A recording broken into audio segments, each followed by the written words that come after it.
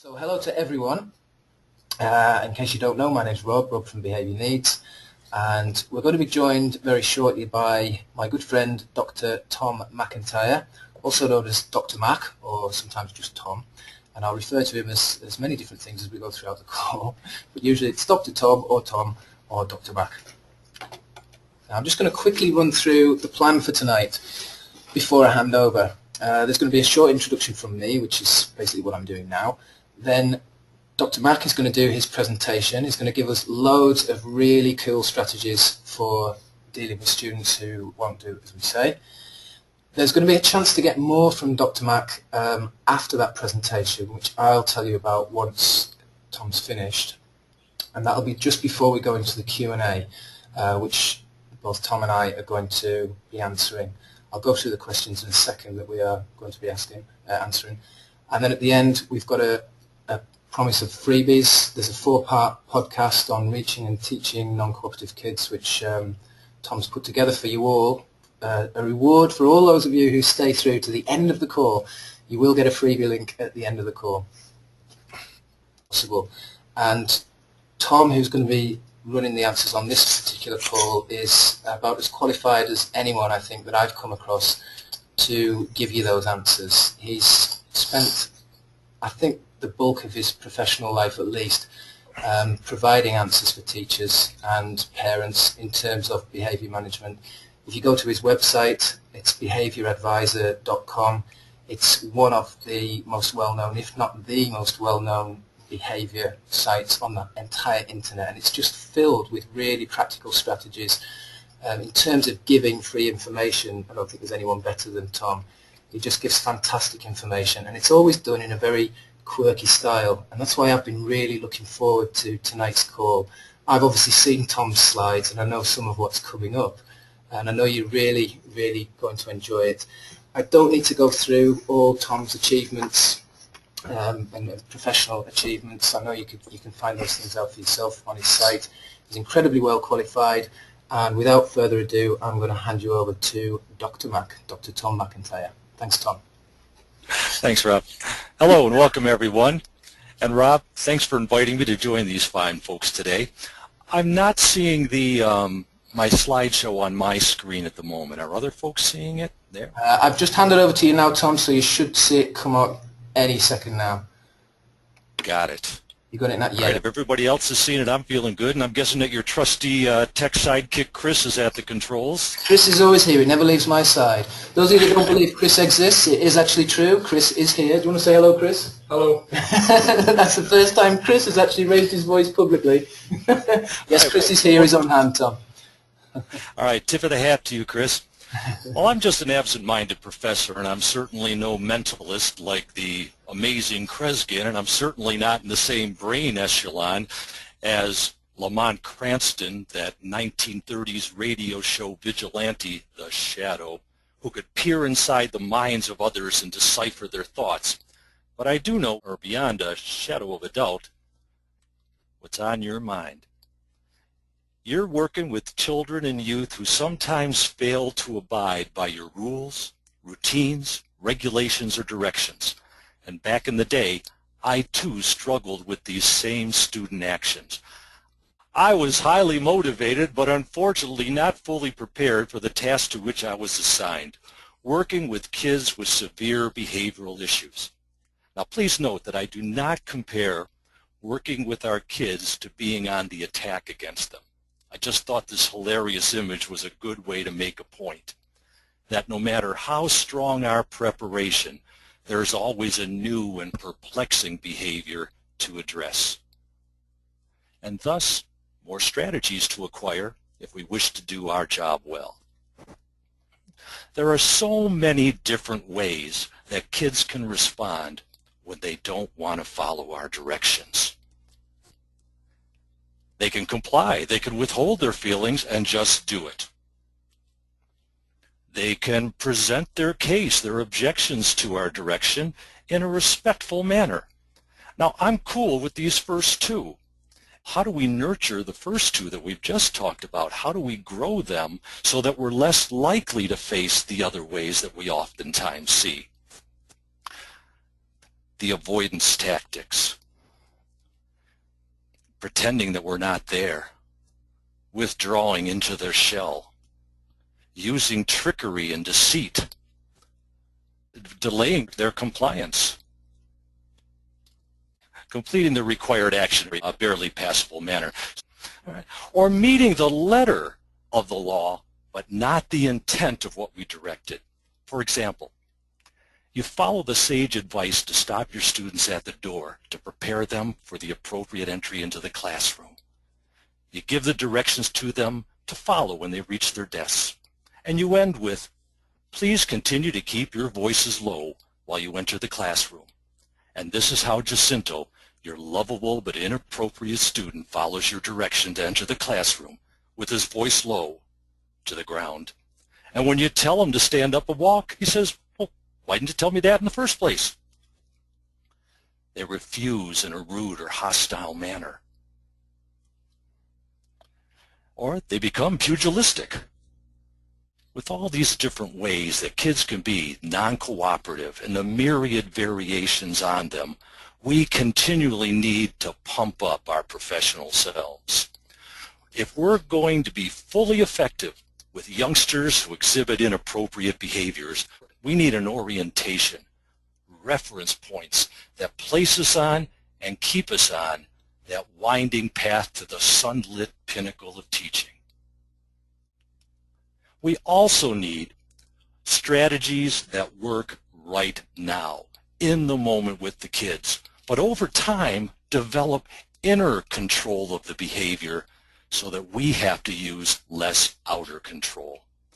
We want to use strategies that are going to build and maintain positive relationships with kids, because we know from research, and lots of it, some of it by a guy named McIntyre, that when kids like their teacher, feel valued and welcomed by their teacher, they perform better academically and behaviorally. And we're going to come up with some strategies that allow us to exude professionalism. We can be authoritative, not authoritarian, masterful in our craft, compassionate in our actions, and all by modeling the appropriate behavior that we want to see from our young citizens. I suspect that you desire what I wanted early in my career. When I was in the presence of a disruptive kid and I was flipping through my mental Rolodex and not finding much in there to help me with the situation. Like you, I decided I had to search out some more strategies. I consulted with old heads in the school. I poked my nose into volume upon volume of professional literature. Nowadays, it comes to your computer screen via YouTube and my two favorite websites, Behavior Advisor and BehaviorNeeds.com. Rob and I have agreed to table our ongoing discussion of whether the spelling of behavior should have a U in it or not, but we do agree. Definitely a U. I was just pointing out your spelling mistake. It definitely has a U in it. Well, I'll pay homage to the other way in a couple of other slides. But we do agree that we need a truckload of effective strategies at our disposal to avoid becoming frustrated with our kids and disillusioned with our profession, because those primary emotions can bring on secondary ones like anger and caustic approaches to dealing with our kids. So when those negative emotions arise, they increase the risk of engaging in a battle with a youngster. So when we sense the emergence of these feelings, it's important to remember these symbols. Oh, your Chinese is a little rusty? I'm told perhaps wrongly so, but I'm going with it here. The way to express crisis is through a combination of danger, the upper symbol, and opportunity, the lower symbol. That in every disruptive situation, there's danger from making things worse with our actions, but there's also the opportunity to help a youngster learn from this experience. Now we're going to engage in an activity that we enjoy in my workshops on this topic. If you're sitting with someone, ask that person to join you in this activity. One of you will be person number one, the other will be person number two. Figure that out right now. If you're alone, you're going to assume the role of person number two for the purposes of this activity. All right, imagine you're in the classroom right now and you've set up your rules. But if you spend much time on Rob's site or mine, you know our thoughts on rules that have the word no in them. We're going to talk about why we need to eliminate that word a little bit later. But we're going to go to an activity now. Locate your partner. Again, if you don't have one, you will be person number 2 for the purposes of this activity, and you'll imagine a person number 1 across from you. Decide who's going to be person number 1 and 2 if you're together. And person number 1, open your fingers wide, then bring them down and together. And now move that closed hand over to person number 2. Person number 2, this is not an aggressive fist. This is not going to punch you. This is just a closed fist that violates rule number 1. We can't have that happen here. You're in charge. Do something about it. Get that hand open. Come on, you're in charge. At least they pay you to be in charge. You're supposed to be the captain of your classroom, but your ship is almost up on the shoals, and oh, here comes the administrator down the hallway. Do something quick about that hands. We don't allow any closed fists in this school. Come on, come on, come on. I've seen faster moves from a terrarian snail. Oh, no, do stop. If you haven't yet solved the problem, let's halt at this point. And I'll ask you, write in, what approach did you use? Or what approach would you have used to open up that hand? And conversely, I would also be interested in those of you who were person number 1 and held the closed fist. I'd like to hear from you what strategy was used on you. Was it successful? If so, why? If not, why not? And Rob, you'll keep me updated on those, I trust. Yeah, I've got 3 in already, actually. Tom, this is brilliant. Chris and I are in stitches here. This is fantastic. We've got 2 from Michelle and Bradford saying, give them a high five, which is both come up with the same idea. I think that's excellent. Yes, something we're going to get into in a second. Why don't you let me go through a few of them, and then we'll see how they match up. Sorry, we've got a few extras here. Just wanted to say that I am absolutely flabbergasted by some of the methods that I witness in my workshops. How could so many of my professional brethren who during their teacher training could never imagine ever treating a child poorly have turned to the dark side and be so rough with our misbehaving kids, represented by the fist? However, I'm also deeply inspired and in fact chest-thumpingly proud of my fellow educational professionals when I see other more effective and positive approaches. We're going to apply some of the symbolism of the fist and how we reacted to it to real life in school. Well, I'd say maybe 40 to 50% of the people in the audience try to pry the hand open, a symbolic representation of the use of physical force in the classroom to require that non-cooperative kid to do what you command. Give me that phone while grabbing it. Negative physicality should never be a part of our behavior management repertoire. Excuse my French. Others don't get physical. They keep their hands off, only imagining their fingers wrapped around that insubordinate pupil's neck. But yelling and threatening, while it appears to be forceful and dominant, shows that we've been trumped. When we bellow, "Put that phone away or I'll use it to scrub the toilet," like physical intervention, we failed to manage our emotions, the ones that crop up when we don't have sound training in working with students who have the labels non-compliant and defiant. Our words have just sliced away any positive bonds that started to form between us. If we're going to get verbal, we should use our initial default non-confrontational intervention, asking the student to do something. It's human nature to want to cooperate with those we feel an affinity toward, and we're going to talk today about how we bond with kids and connect with kids. This is a strategy that becomes more effective as positive interpersonal links with students are strengthened. We have something called the 80-15-5 rule in our profession. Any one thing you try will work really well with 80% of the kids, work fairly well with 15% of the kids, Won't work at all with 5% of the kids, which is why we need to keep stuffing new behavior management strategies into our behavior management bag. And we can boost the percentages of this asking kids to do it and getting their compliance by connecting with them, a big focus of our session here today.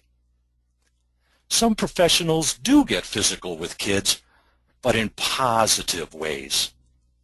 Perhaps when presented with the fist, you massage the hand, showing concern for the youngster who seems upset. While never using that word, no one who's upset ever thinks they are. I'm not upset! In their minds, they're reacting appropriately, given the circumstances of the situation. So either that, or this is a photo of someone putting a dislocated finger back into the socket after a closed fist activity. You know, Rob Plevin is a rugby player, boxer, and drummer in a rock band. I think we ought to check on the condition of Chris's hand. Chris, you okay? Still able to work the controls? Just about. Oh my goodness, he's not. All right. Sorry, I haven't stopped. Well, having scoured 5 minutes. Well, having scoured Rob's website materials, I know that he keeps the physical part of him on the playing field and in the squared circle and up on the stage. But this hand massage is symbolically equivalent to providing comfort and support to a distressed pupil. Some of those folks who get physical do so in a positive way. They lure the youngster back onto the activity through the use of fun or distraction. This approach is represented by some of the strategies I've seen in the fist opening activity.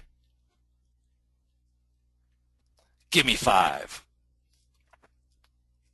High five, as the folks were saying, and just to reward that person for writing in and giving us something we can use, I'll give them an internet high five. Would you put your hand up against the screen, please?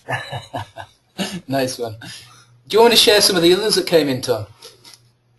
Yeah, I'm pretty much, well, let me handle a few more, and then we'll see how, I'm just especially interested in finding out a few more so I can share them with my students and share them on my website. But those folks say shake or catch. We give them a fist bump, the equivalent of saying, hey, I know how you feel. I've been there too. I'm here for you. Or we tickle the hand, the equivalent of using humor to diffuse, good-natured humor to diffuse a tense situation. And we help the junior citizen see the ridiculousness of the situation, help them show us a knowing smile or chuckle. So, Rob, you were going to share some of the other ones that came in. Yeah, there were some good ones came through, actually. Brooke said, I would try to ask the person to do something with the hand that requires the hand to be open, and that was kind of the theme that went through. Tiffany said, I would have asked the student to help me lift a heavy box. Jackie and John said, I would just ask them to open the hand. Alistair said, I would distract them, focus on their face, get them to think of something else. Robin said, distract the student by asking them to carry a file to the office or to get them to do another physical activity. And Deborah forgot that she'd shut the speakers off this morning. Sorry. Offer to read their palm from John. That's a good one too. So good ones. Thank you all for putting them in. This is great. I love it when it's interactive like this. Brilliant, Tom. Keep going. Super duper. Back to me? Yeah. All righty. Let's talk. Oh, there's the tickling of the hand, the equivalent of me using humor. But let's look at the nature of defiance. Certainly insubordination is not a new phenomenon. Look at this survey 25 years ago of teachers. Has anything changed in the last 25 years? This is no surprise to me. It's rather obvious that it'd be the number one answer. I hear so often, I could do my job if the kids would just do what I tell them to do. Let's take it back further, 60 years ago, and in a survey of teachers, that what are the common concerns? We've got some of the words like sulky and insolent, but all we've done is change the terms. It's old wine in new bottles. So what are the synonyms for noncompliance today? What do we call it? Some of these come up.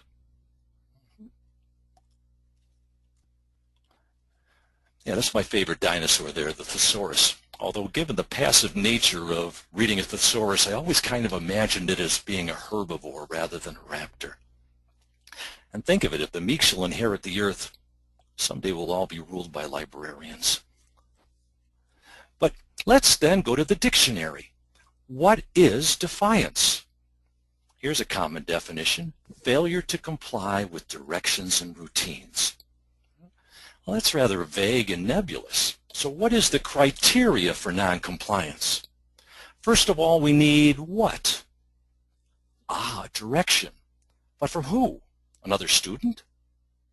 Well, maybe if we have table captains for a certain activity, but typically a person with authority presents a direction. We have to be sure that the youngster understood the direction. The student has to be capable of performing the action. Now, I've had lots of kids who could tell me what they were supposed to do, but they had never, ever in their whole lives ever done it. That kid had to be taught how to show that behavior. And what's important to us to remember.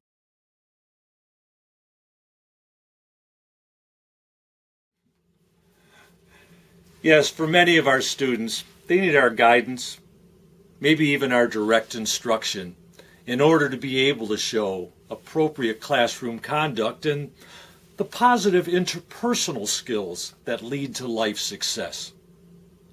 BehaviorAdvisor.com and BehaviorNeeds.com are chock full of these strategies and techniques and interventions for reaching and teaching kids who have behavior challenges before them.